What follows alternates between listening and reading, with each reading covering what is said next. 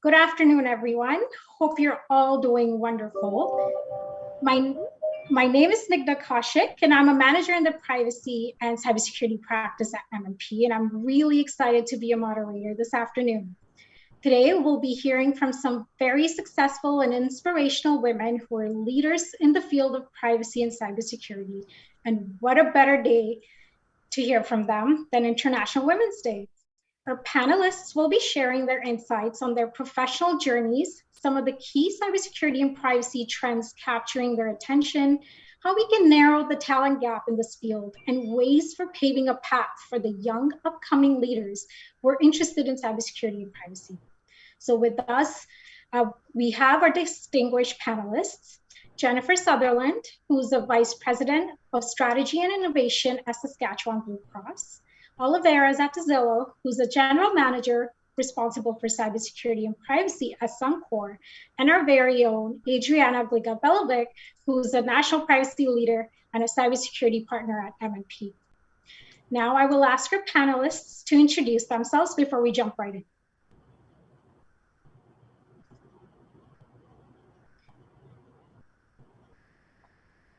So why don't we start with Jennifer? Thanks, Snigdha. So as Snigdha had mentioned, my name is Jennifer Sutherland. I am the Vice President of Strategy and Innovation with Saskatchewan Blue Cross. It's such a pleasure to be here today. So my experience is predominantly in the field of enterprise risk management, but throughout that, I've been able to integrate privacy and compliance, or have had it through adjacent aspects throughout my role. So I began in a smaller financial institution, or, it started at a smaller financial institution where privacy and compliance was percolated into my portfolio because we wore many different hats, and then working at larger organizations across a variety of different industries, I've had it as an adjacent element to the enterprise risk management programs, leveraging privacy and compliance. And then here at Saskatchewan Blue Cross, I have the great pleasure of overseeing our risk management portfolio, which does include privacy and compliance in that. And so very excited to be here today.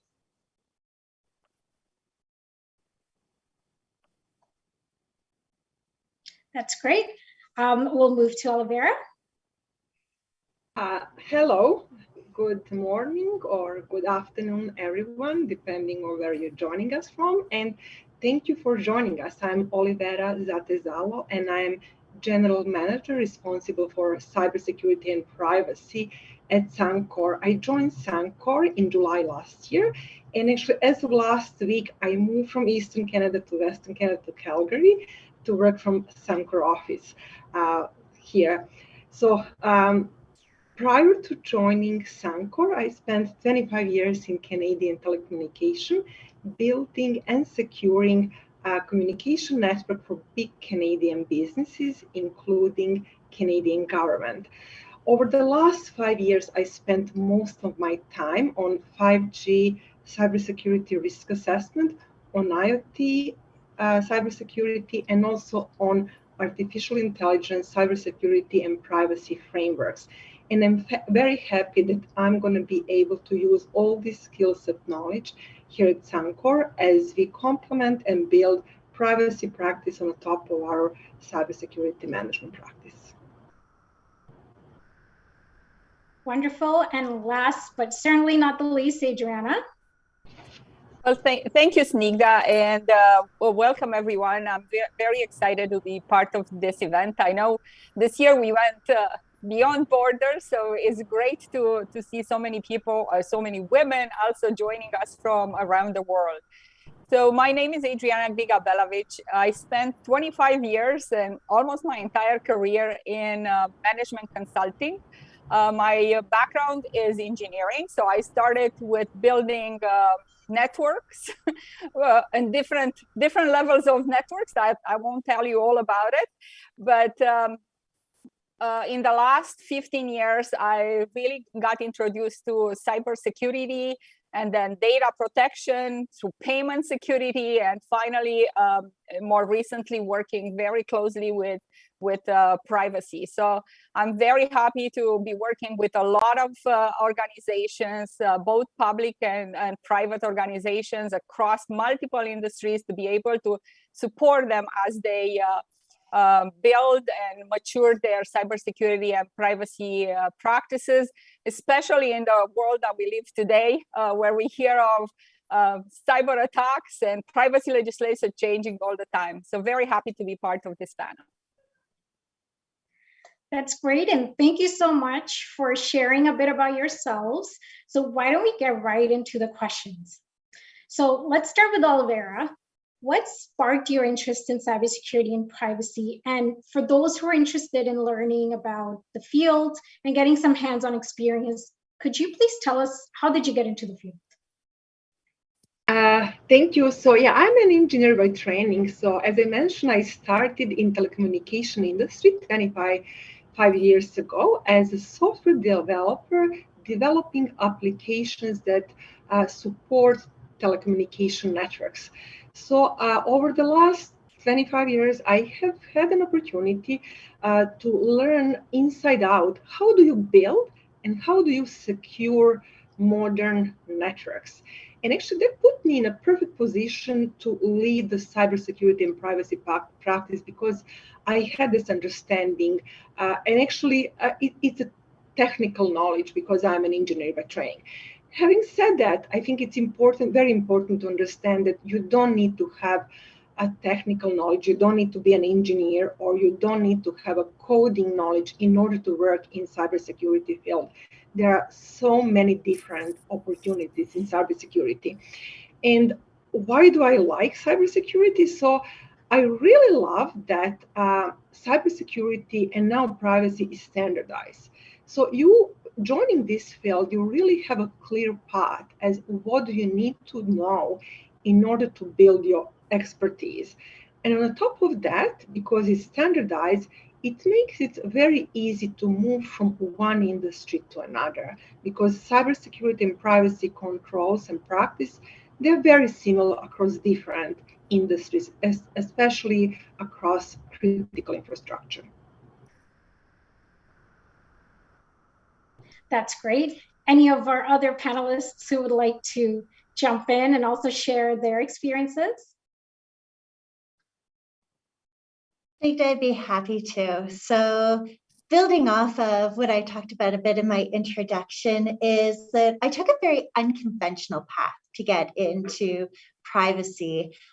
So my background is in risk management and insurance. And from that, I started to build my career into the field of enterprise risk management as it really started to percolate across a variety of industries in the mid-2000s. As I had mentioned before, is that I had the pleasure of working for a smaller financial institution where we wore many hats, and my reporting executive wore the hat of the privacy officer. So some of her responsibilities were disseminated down to me. And this is where I really had the opportunity to learn the mechanics of a privacy program. From that role, I then moved on to a larger organization in public sector, 15,000 employees. So your portfolio was fairly concentrated, and mine was on that of the enterprise risk management program. And we had a very check-the-box activity program at that point in time, and I wanted to create value. So I went out and looked at what are the areas that are excellent? Where are we managing risk really well in the organization? And one of those was within our groups that manage privacy and compliance. So I leveraged their program to advance my own. And this is where I had developed a strong appreciation for using a risk-based approach in looking at how we manage privacy and compliance. But then my career took a bit of a turn. And at that same large organization, I found myself leading the ethics program and started to view privacy and compliance maybe from a bit of a different angle, and that on how it is doing business ethically, how it creates a platform for trust in an organization. So all of a sudden, I started to pick up these little nuggets on how to shift culture using mindset and behaviors, and using privacy as one of those examples on how we did it, which then brought me to my time here at Saskatchewan Blue Cross, where I have the pleasure of overseeing the risk management program, and that does include privacy and compliance. That is an area that is of keen interest to us. So I've been able to take all these little ingredients that I've picked up along the way, engage strong subject matter experts, such as yourself and Adriana, to help to elevate and advance the program that we are offering, to ensure that we are aligned with industry leading practices and creating value for not only our organization, but our many stakeholders. I think that's great. And I'm sure a lot of us can relate, and some of us, the audience, can even get some inspiration on how they can get into the field. It's definitely a very versatile field, and it truly shows how both of you turned your interests into your passion and have become successful in this. So Adriana, we'd love to hear, what do you find is the most intriguing part of your role, or gets you the most excited about your work? Well, thank you. That's an excellent question. And I did mention, I think previously, that I worked in management consulting for the last 25 years. So nothing gets me more excited than helping my clients solve problems. I'm a problem solver. So whatever those problems are, and it really started with technology architecture and dividing solutions for the clients. And then as we advanced between information security and payment security and cybersecurity, really trying to figure out what are those things that can enable them to do their business in such a way to maintain trust with their customers, to ensure that the data that the customers share with them is protected. So that's what really drives me first and foremost. How do I create value for my clients? How do I help them solve problems? And the second part to what keeps me very interested is the ability to grow teams, the ability to see how people will come right out of school and they will join a team, and over the years they progress and become leaders in the field, and not necessarily just stay in consulting, but also become leaders to some of our organization across the country in different categories. Similar to what Olivera was saying, you learn the knowledge, you can apply it any other job that you have. So seeing these teams grow and seeing associates that I hired a while back becoming partners or CISOs or privacy officers in an organization is what really drives me to stay in this field.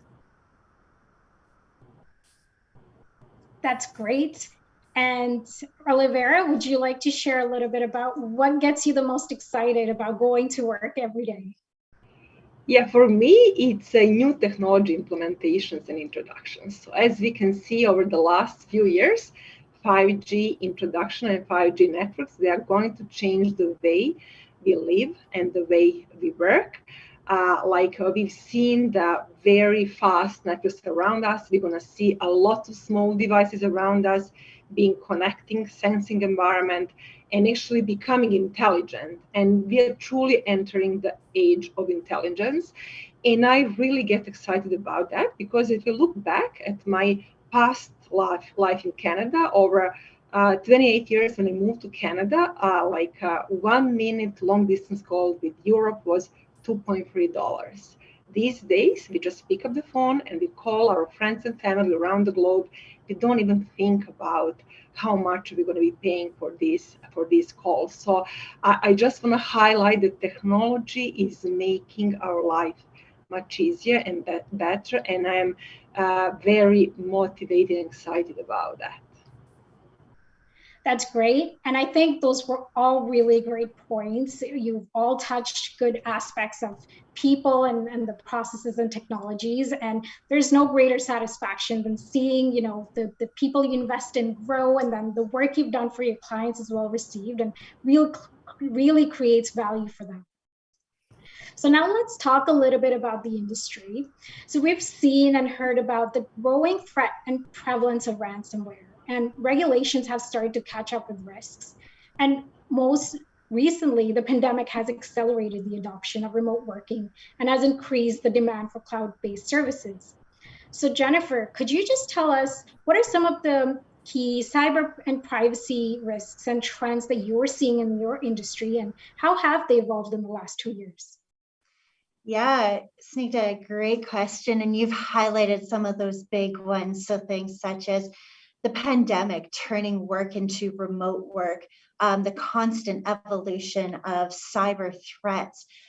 One of the interesting things that we're seeing a lot in my industry is the digitization of processes, which were once paper-based. And you can't simply just, from a privacy perspective, take a paper-based process, digitize it, and not think about it differently. So that's been one of those key areas of interest, is how does that change the way that we collect, the way that we store, the way that we share data across our organization? And so that's been something that's been highly prevalent. Another key one has been the war on talent. So that is something that most organizations can acknowledge, and we are seeing it across the privacy compliance industry, where attracting the talent, retaining talent is always something that is of key interest to us, to ensure that we are advancing the best programs, not only in our organization, but across all industries. Definitely. And also, Olivera, we know that you have extensive experience with telecommunications. So what are some of the trends that you have been seeing, and maybe you would want to talk about those? Yeah, so thank you. A great question again. So definitely, ransomware is a big concern across all different industries. And it's no longer a question whether we're going to be attacked. It's a question when we're going to be attacked. And everybody is very clear on that. So it's critically important to be prepared, to know role and responsibility of each and every like a member of the team, even on executive level, because during these unfortunate attacks, everybody has to play the role. Also, it's important to understand that most of these attacks start with a phishing email. So as simple as phishing email. So that highlights the importance of cybersecurity awareness trainings for employees. Like, we have to remind our employees to be very careful and to report every suspicious email that they get.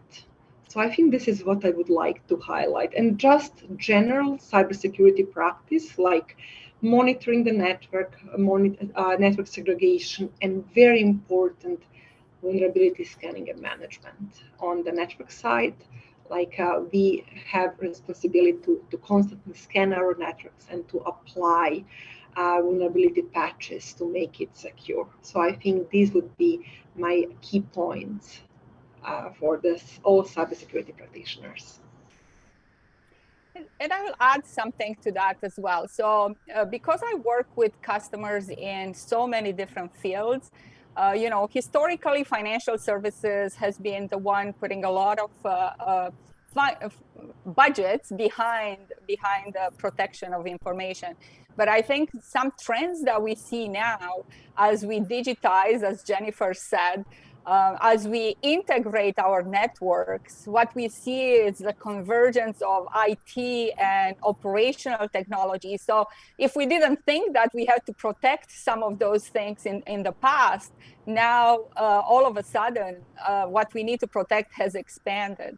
On the other side, the fact that over the last 2 years, we all moved our offices into our living rooms at home, we just expanded our enterprise into our homes, creating so many more other entry points for these attacks. And not to mention that a lot of organizations were not prepared to do this. So they had to quickly figure out what were those solutions, and they didn't have the technology to implement it locally. So a lot of organizations have looked to acquire solutions with third parties, move operations to the cloud to be able to have their employees access them very quickly, which all of a sudden increases the third-party risk for organizations, because now we are so dependent on these third parties to do the right things. And add on that, the fact that we went through a pandemic and we had to start collecting more information about our employees, first of all, to keep them safe, and the changes that happened in the privacy world over the last 24 months.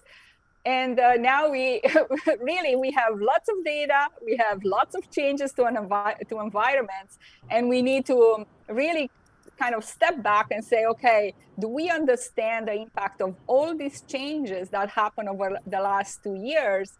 And what do we have to do to kind of catch up now with our way of deploying solutions or securing these solutions, or understanding how to put a roadmap in place to secure them in the future? I think those are all great points, and you've all hit the nail on the head. I think organizations have had to fast track because of the pandemic and think fast to put in the right processes and the technologies, and even train their people to be able to mitigate some of these risks or address them. So that brings me to the next question. How are you addressing today's challenges of increased attacks and rapid changes to privacy legislation and some of these resource constraints that you touched upon? Maybe let's start with Jennifer. I know you mentioned a bit about resource constraints as well, so it would be great to have your view on this. Yeah, so, we're addressing it from our organization from a variety of different perspectives. So the first one that was touched on by all the esteemed panelists was talking about the importance of catching up. The world is evolving, our practices are evolving. Adriana, you mentioned it's about having digital transformation, operations are trying to evolve alongside it. So for us, the first element was bringing in external experts to help us to identify where we could potentially enhance our own program and where to focus that attention, so that we are managing the risks or optimizing our risks as expediently as we possibly can. The other key piece is recognizing that we can't do it by ourselves. It's not just a cyber group or cybersecurity group of a few members in our organization and a few members on the privacy team. The fact is that while Saskatchewan is small, we are a mighty organization, and we are mighty because we engage people across all the business areas to help steward, to help champion, so that they recognize that cybersecurity, everybody's responsibility, privacy, everyone's responsibility. So those are some of the key ways that we've been focusing on to help to manage any sort of gaps that may have been created during these very quick evolutions. I think you made really great points, and taking a proactive approach, like you said, to manage your cyber and privacy risks is very important, and especially like building synergies between different groups within the organization will sort of help bridge that. I would also like to hear from Olivera as well on some of the challenges that you're also experiencing within the industry. So our strategy is actually to partner with vendors, with industry experts, with Canadian government, with Canadian Center for Cybersecurity, and also with the similar organization and associations down in the United States. And also what we've been doing, we are analyzing the past attacks. We are trying to learn our lessons from them, and then we are applying these mitigations and strategies from the past attacks. So as I mentioned, 3 ways to get into your network, as highlighted by FBI a month ago on January 21st, was phishing attacks, password cracking, and exploiting vulnerabilities. So basically, partnering, learning, getting intelligence for these partners, and implementing, integrating this intelligence into the real-time security operations center and monitorings makes a big difference. And it gives us a confidence that we can deal with whatever comes our way. Definitely. And it's great to see the organizations investing in their people and their technologies and processes and the infrastructure as well, which has traditionally been an afterthought in my experience. So I'm glad, and I'm sure the audience is happy to hear some of your answers as well. I just wanted to add one other thing. So I'm so happy that Olivera mentioned also collaboration within the industry and between countries. But I think one of the things that I also noticed that has changed in the last 2 years with our customers is trying to get away from silos. So, if I went to an organization 3 years ago and I wanted to talk about privacy, they would send me to the legal counsel. If I want to talk about security, they will send me to the IT. What we see now, it's a lot more integration, a lot more collaboration within the organization. We are starting to see those synergies actually happening. So it's not just about having a privacy practice, it's understanding who within the organization needs to collaborate to implement the privacy practice. Because, as we all see, we can't have privacy without security, but also we cannot implement security controls if we don't understand how sensitive data it is that we are trying to protect within the organization. So I'm happy to see that there is a lot more collaboration within organizations today to respond to this key risks and challenges that we mentioned.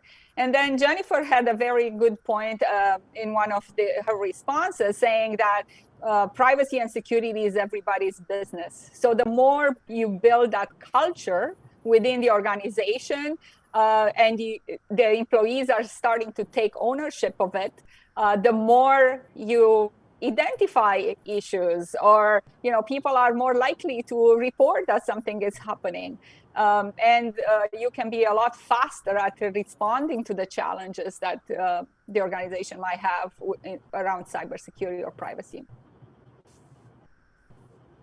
Those are all great points. That makes a lot of sense. It's important for leadership to try to set the tone from the top and inspire the change and set the right example. Now, let's shift gears for a little bit. Women have made great strides in equality and bridging the gap in cybersecurity and privacy, as it's known to be a very male-dominated field, but there's still a great deal to be achieved. So we would all like to know, in your own words, what is it like to be a woman in cybersecurity and privacy field in 2022 versus 3 years ago, and where do you see the profession heading? And I think I would like to direct this question to all 3 of our panelists, because I think you will all have something different to sort of share. So let's start with Olivera. With Olivera. Okay, so thank you for that question. So it's a great opportunity to recognize the work that CyberX is doing. So I think events like this help build community and help us build friendships and help us learn from each other. So this is definitely something that I really like to see us doing even more. 3 years ago, we didn't have this. We actually started this Canadian Women in Cybersecurity like in 2020 first time. So I think these events, these conferences are helping build a cybersecurity community within women in Canada. And I think I would like to take this opportunity again to thank CyberX for doing this. Yeah, Olivera, building off of that, privacy is such a current and elevated topic in today's environment. So I consider myself highly privileged to have the opportunity to be a leader in this field. Now, I wholeheartedly agree with what was previously said. It's about developing community, and we're seeing a lot more of that today. So as the world has taken more to virtual panels, which helps to remove some of those barriers to access for a lot of women in a lot of organizations. But interestingly, you know, I also have the great privilege of working as an instructor for the University of Calgary Continuing Education.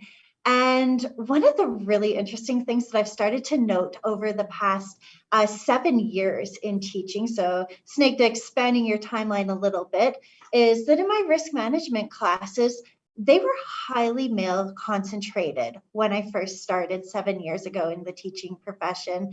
As time has gone on, that gender gap has not only closed, but has actually started expanding on the other side. So we're seeing a lot of women demonstrating interest in getting involved in the fields of risk management and percolating from that in privacy. So I think it's all about creating community, seeking out women in organizations or at other external events, and helping to reframe or you know, refresh the conversation on privacy and compliance, getting and sparking that interest in privacy and compliance. So the narrative used to be that privacy was the corporate police. They were the barriers to projects. They were the people who said no.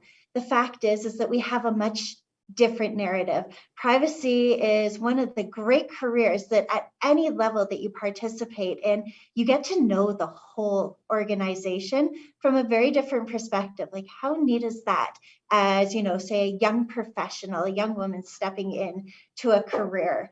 And, you know, it's all about helping to manage risk in an organization. And if you're able to manage your privacy, manage your cybersecurity risk, it helps the organization to embrace opportunities in other areas if they're able to know that their risk has been reduced and properly managed in these areas. So it's about, you know, as Olivia said, developing community, developing connections, seeking people out, attending industry events wherever possible, and sharing the reframe narrative. And further to that is, you know, for me, it's all about helping to educate people internally in the organization too. So helping to share that different narrative or restructured narrative with leaders in the organization and HR professionals. So as people are having their career dialogues, they're able to consider, okay, well, this might actually be a different career path for an employee as they're seeing some of those transitional skills, as previously mentioned by one of my colleagues on the panel, that somebody might have in another field of discipline that they're able to transfer over to privacy. So again, I think it's just about continuing to pound the pavement, continuing to have awareness. And, you know, echoing Olivia, I also would like to thank CyberX for offering these sessions today to help to elevate the conversation with women and gender diverse people and entering our fields. And I can add to that. I didn't know Olivera or Jennifer 3 years ago. And myself and Olivera, we did meet into a panel at CyberX talking about women in cybersecurity. And but what I wanted to say was, you know, I've been in this field for a long time. I come from an engineering school. I was one of the 3 women students in my class. And for the longest time, my clients were all male. So I will go to all these meetings doing technology or cyber projects where my audience was all male. What is very exciting to see now that we have in these positions such wonderful women. Now I go to my clients and I'm actually talking to a woman CISO or a woman privacy officer. And these are role models now. All of them are role models for the generation to come, something that was definitely missing when I was growing up or when I was going into my profession, which is very important for the new generation to see that if you stay in this profession, you can actually be successful. We've seen over the years that a lot of women that even enter the technology field will not stay in the technology field. They will just leave it. So it's so great to see that, and Jennifer mentioned this as well. You can show within your organization that this is a path that they can be successful at. They can decide that they wanted to be in this field, and there is somewhere that they can be at. They can look up and say, hey, all these women that are in positions of authority today, I could be one of them. And Adriana, building off of that a bit further, is that this is a field that is a sustainable field. So yes, we are going to see the professions evolve, but likely not automated in any time in the near future. So there's a lot of sustainability in it, but there's also a lot of innovation in these fields. So it certainly is a great place for any professional to be. And I agree with you, Adriana. It's all about showing representation in it, helps to open those doors for future generations.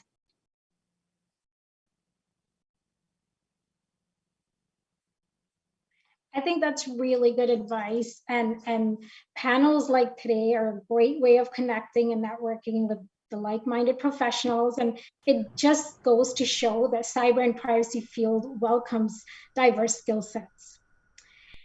So let's talk a little bit about career opportunities and what are some of the things that we need to do to attract the right talent. So in your own words, what are some of those career opportunities for those who are interested to enter the field? And maybe we'll start with Olivera on this one. Yes, thank you.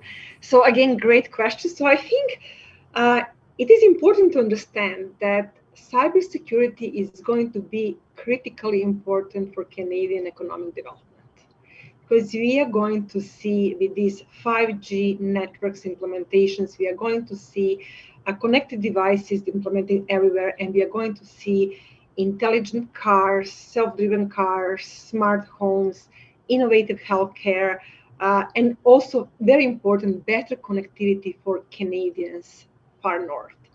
So definitely these changes in technology are going to impact the way we live and work. A lot more opportunities are going to be in both cybersecurity and privacy. And as I mentioned, Adriana and I, we do have a technical background, but you don't need to have a technical background to work in some of these areas. There is going to be a lot of opportunity in marketing for these companies that are doing product development, in forensic analysis, in incident response, in risk assessment. So for example, if you just pick one of these industries, like let's say innovative healthcare, lots of these new devices that we are going to be implementing in a healthcare, they're going to require a cybersecurity and privacy risk assessment. You don't need technical degree to do that. You need to understand how devices work, how device is implemented in that environment. So I think it is important to understand that and to encourage more women to seek for these opportunities, not to be discouraged that this is male-dominated field and that you need to know how to code and that you need to be engineer to enter these professions.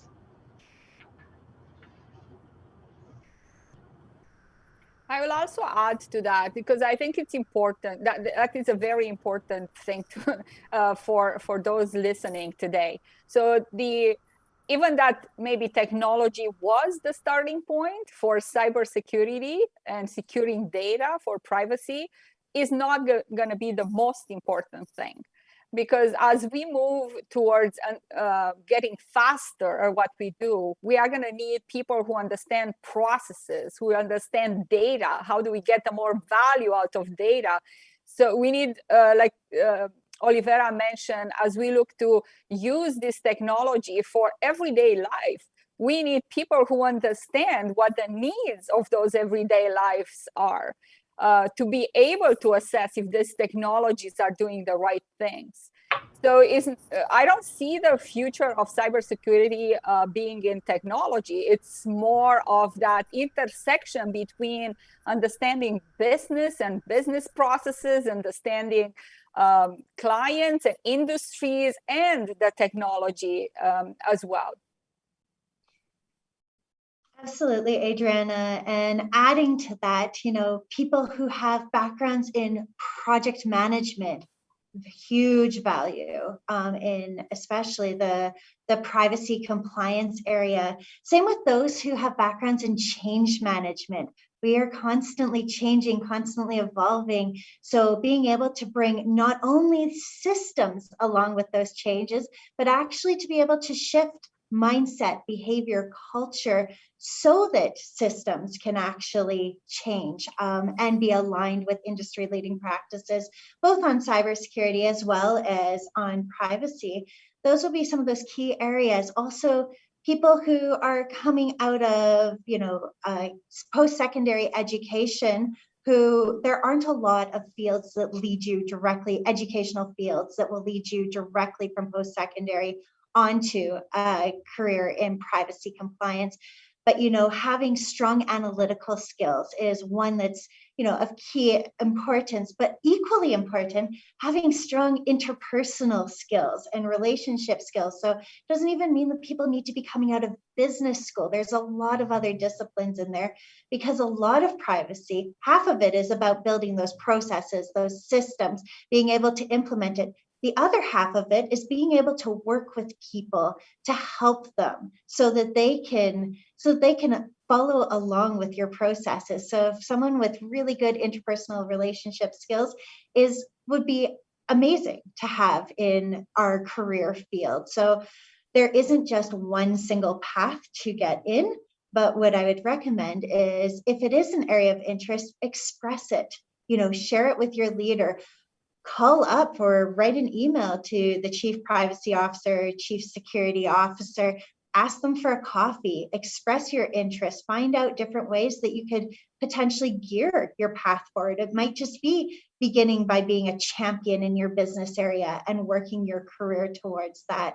And if you're not currently in an organization, again, reach out. You don't have to wait until somebody is hiring. Generally speaking, privacy professionals are happy to share their career experience with others, happy to listen, happy to offer guidance. So again, just reach out and usually you will hear an answer back.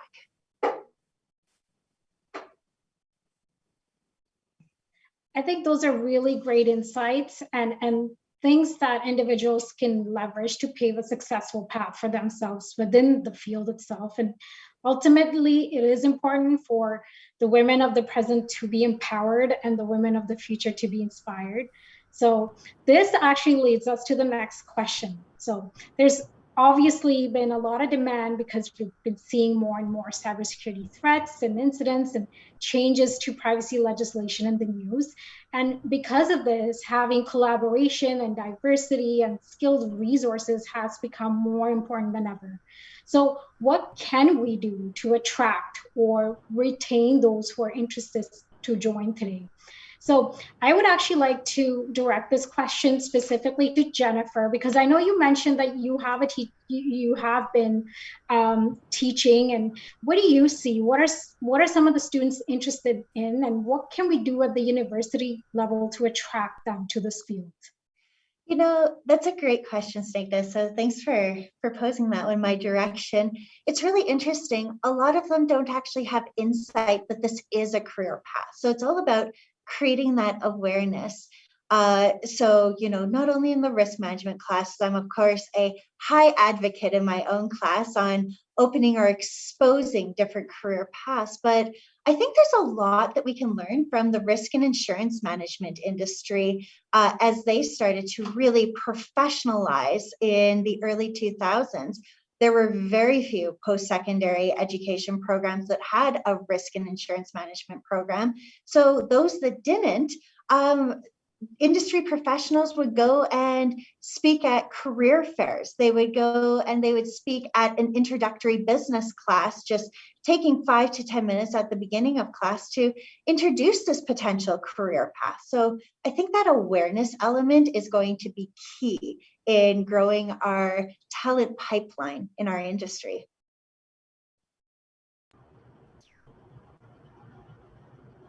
That's great. And awareness is very important. Olivera, would you like to share some of your insights of how? Yeah, that's very well said. Thank you, Jennifer. So awareness, education, and mentorship. I think mentorship is very important in corporations. We have to open a door for young women coming into this field, and we have to show them the way. So I want to stress that out, and I want to encourage and inspire women to go and try to seek a mentor. And if they cannot find a mentor, they should go ahead, educate themselves, and be their own mentor. So that's very important, to have that vision of the path you want to go on.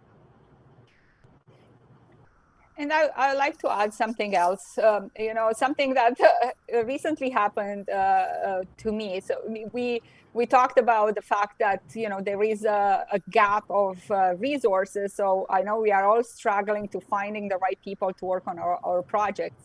And somebody said recently to me, said, well, have you looked through our own organization? Maybe there are people in other areas that might be interested in learning more and coming and helping with whatever skills they have, but also learning something new. And not just because they are learning something new, but this could be a way to retain them within the organization, because they could be changing careers. They could be more interested to stay in an organization if there are other options for them. Maybe they were thinking that, they are sitting into a position that they are not enjoying that much. So we give them opportunities. So find opportunities and provide that awareness that there are opportunities so others can join. I think it's becoming very important for organizations to fill that gap, because there might be people there, but they are just sitting back and not looking for it. They don't even know it is an option for them. And then for the ones we have in the organization, be their sponsor, be the one talking about them when they are not in the room. Because if we want these women to be promoted, we have to help them talk about their achievements. I think we all went through this in our career at some point. We just think, well, if I'm doing a good job, somebody will just notice. But that's not sufficient.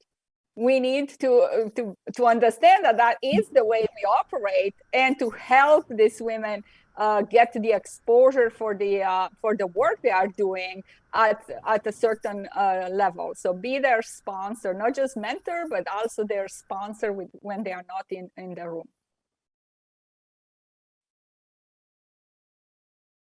I think those are all great points, and awareness would definitely be the first step. And I think with some of the responses that you've provided, I hope the audience can certainly leverage some of these channels to get their foot in the door as well.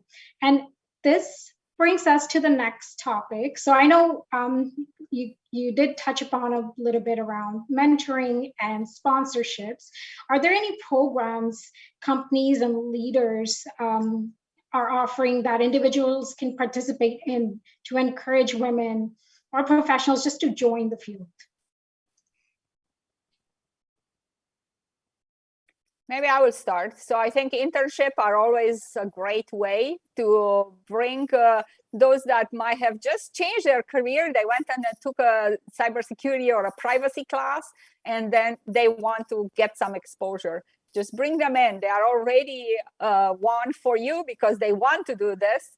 Expose them to what's in the profession, and give them a little bit of training so they can actually be valuable as they move on through their either school years or as they finish school and look for work. So thank you for that, Adriana. And I would like to add the other way around, and this is strategic partnerships with Canadian universities and colleges. So I think we have a role to play in helping Canadian universities and colleges build a program to educate the new cybersecurity and privacy experts and help them build a curriculum. So this is one area that we should be more active and pushing for that. Also, conferences like this, speaking engagements are going to help a lot developing expertise and sharing knowledge. There are also industry professional organizations. So on the privacy side, there's the International Association of Privacy Professionals, which offers a lot of different resources, networking, conferences, as previously mentioned. I think there's also an untapped opportunity that we should be looking into, and that's looking towards internationally trained professionals who have the transitional skills and, speaking to the career pathing that is available with those transitional skills, because I strongly believe that there is a highly skilled, untapped labor market that these professions might be missing out a little bit on.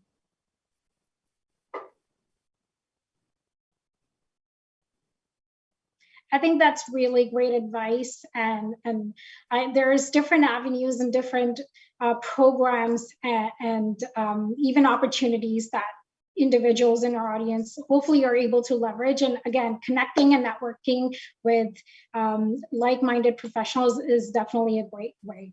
So I know we have a few minutes left, so let's see if there's questions from the audience now. So there's one question where they would like to know how the panelists divide the cyber and privacy practices in their own organizations. So maybe I can take that one because I'm responsible for both cybersecurity and privacy. So cybersecurity is definitely a foundation for privacy. So you have to have good cybersecurity controls in place in order to build the privacy practice. So these two practices go hand in hand, and I would say in order to have good privacy practice, you have to have very sound cybersecurity practice. Best way to implement it is to choose a standard and just go by the standard.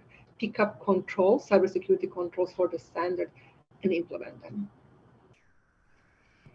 And we operate a little bit differently, but the same spirit of your answer, Olivia, is that our privacy and cybersecurity are housed under two different portfolios, under two different executives. So I have privacy, and my great colleague has the cybersecurity portfolio under the information security and technology umbrella.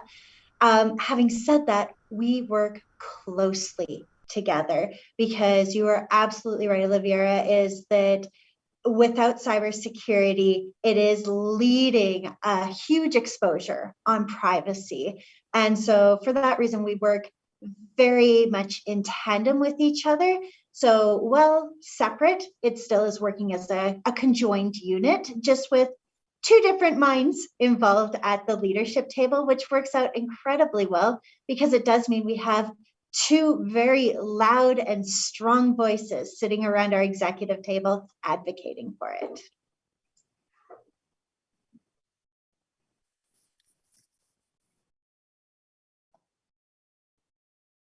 Okay, great. So to round out the discussion, has there been any advice from the mentors or leaders from cybersecurity and even privacy that has really resonated with you over the years and that you would like to share with the audience that they can leverage? So I would say just keep learning. Ask for a mentor. If you can't get one, be your own mentor and keep learning. I wholeheartedly agree with this. Somebody once told me that, on a very different note, somebody once told me, as soon as you think you have a handle on privacy, cybersecurity, something's going to change. So I think it is all about the continue to learn, continue to leverage resources, continue as organizations to invest. It's a big reason why we bring in external experts so that they're able to bring, leading practices, help guide us so that we can learn from others in a more direct way and a very pragmatic way for our organization. But it's all about that continuous learning. And I agree with both what Olivera and Jennifer said. And I was actually listening to one of the panels that happened before us, and I picked up on one thing that somebody mentioned there was an international panel, and somebody said, in cybersecurity and privacy, we are not competing. we are a network. We have each other's back. So being able to have that network and ask questions, ask opinions, it's very important. And for everybody, I mean, even for me, I go and ask my colleagues that maybe we worked at some point together, but they work in different organizations now when I have a problem. So having that network, having each other's back, it's very important.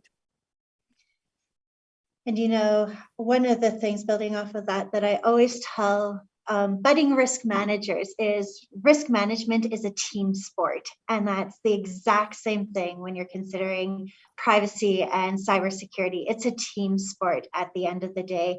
As I had mentioned earlier, you know, one of the things that we're leveraging in our own organization is putting that responsibility and collective accountability onto everyone in our organization. Cybersecurity, privacy is everybody's responsibility. So I wholeheartedly agree that programs need to move in tandem. We're not competing with each other. We should be leveraging each other for strength.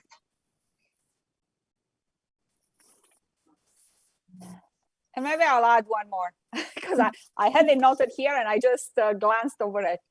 Ask for stretch assignments. Don't be afraid. Nobody knows everything. You'll be fine. Ask for them. Don't wait to be offered to you. If you wanted to progress, ask for them.